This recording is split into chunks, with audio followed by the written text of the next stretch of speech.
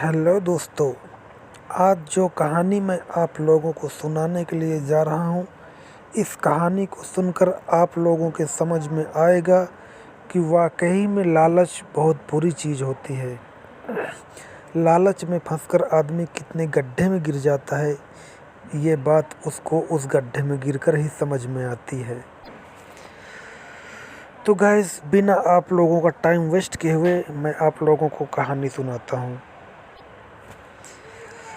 ये कहानी है एक छोटे से गांव की, और उस गांव में बहुत ही कम जनसंख्या थी, लेकिन जितने भी थे उस गांव में बहुत दुखी आदमी थे, क्योंकि उस गांव में बहुत से बंदर थे। ये समझ लो कि वहाँ की जनसंख्या से ज़्यादा वहाँ बंदर रहते थे और बहुत ही नुकसान करते थे। तो गाइस, उनकी सारी फसलों को नष्ट कर देते थे और उनका खाने पीने के लिए भी मोहताज रहते थे। जैसे तैसे वो लोग अपना जीवन गुजार रहे थे कि तभी एक दिन उनके गांव में 4-5 लोग आते हैं, जिसमें से एक किसी राजा की तरह दिखाई देता है और 4 लोग उन्हें मंत्री की तरह दिखाई देते हैं।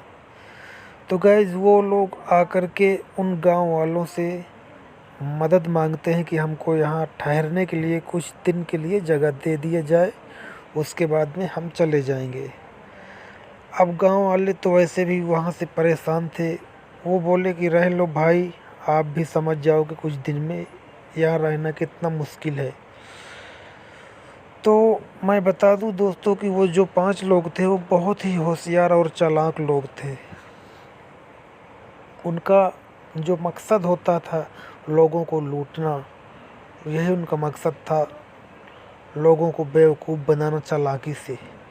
तो गैस, जब 2-4 दिन हो गए उनको रहते हुए वहाँ पर, तो उन्होंने सोचा कि अब अपना काम स्टार्ट किया जाए। उन्होंने सबसे पहले ये देखा कि यहाँ के जो भी ग्रामवासी हैं वो सारे बंदरों से बहुत ही परेशान हैं, क्योंकि बंदर उनकी सारी फसलों को नष्ट कर देते हैं, जिससे खाने के लिए भी उनके लाले पड़ जाते हैं। तभी उनके दिमाग में एक आइडिया आया और उन्होंने अपने मंत्रियों से बोला कि जाओ तुम सारे गांव में ये ढिंढोरा पिटवा दो।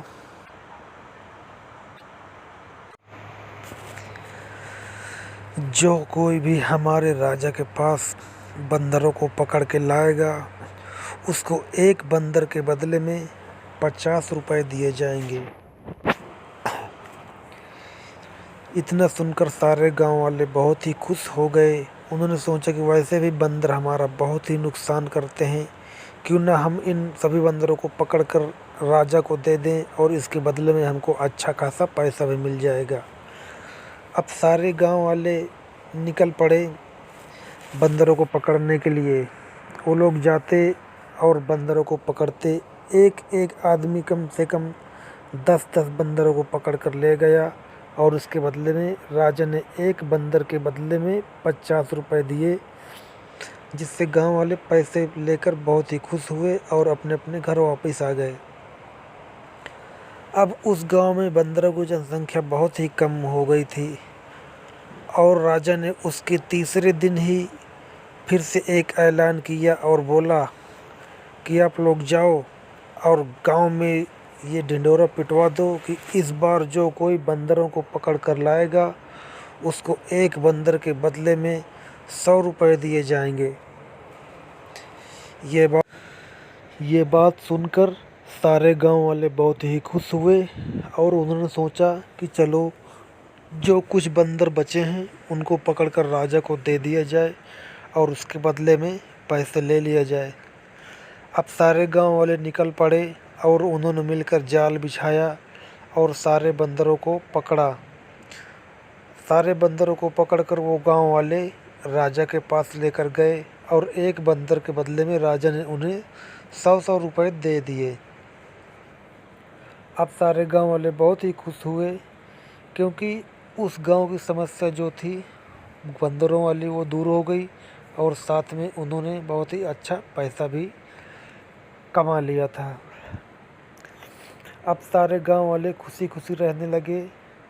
लेकिन अभी इस बात को केवल 2-4 दिन ही हुए थे कि राजा ने अपने मंत्रियों को बुलाया और कहा कि इस बार जाओ और गांव वालों से ये बोलो कि हमारे राजा ने कहा है कि इस बार आप लोगों को एक बंदर के बदले में 1000 रुपये दिए जाएंगे। कोई भी आदमी लेकर आए एक बंदर के बदले में 1000 रुपये। ये बात सुनकर सारे गांव वाले बहुत ही खुश हुए, क्योंकि उनको एक बंदर के बदले में अब राजा ने 1000 रुपये देने की बात कही थी। लेकिन ये खुशी कुछ ही क्षण तक टिकी, क्योंकि अब गांव में एक भी बंदर नहीं बचे हुए थे। और ये बात बहुत ही उनको अंदर अंदर दुखी कर रही थी।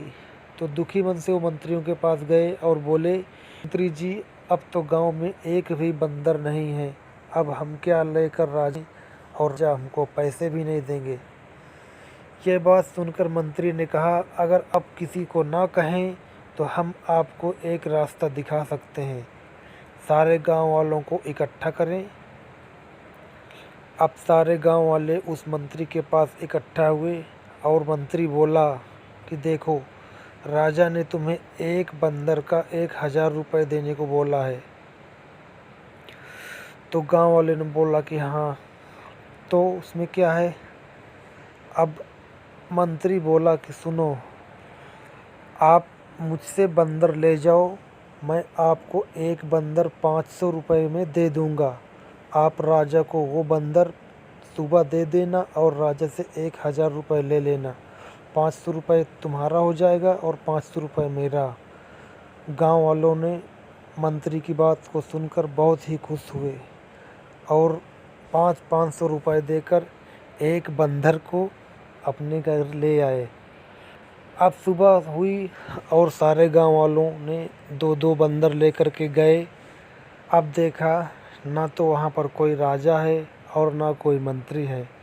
गांव वाले समझ चुके थे कि हम बहुत बड़े मूर्ख बन चुके हैं, क्योंकि गांव में जैसे कि तैसे बंदर भी रह गए और वो लोग लूट करके भी चले गए।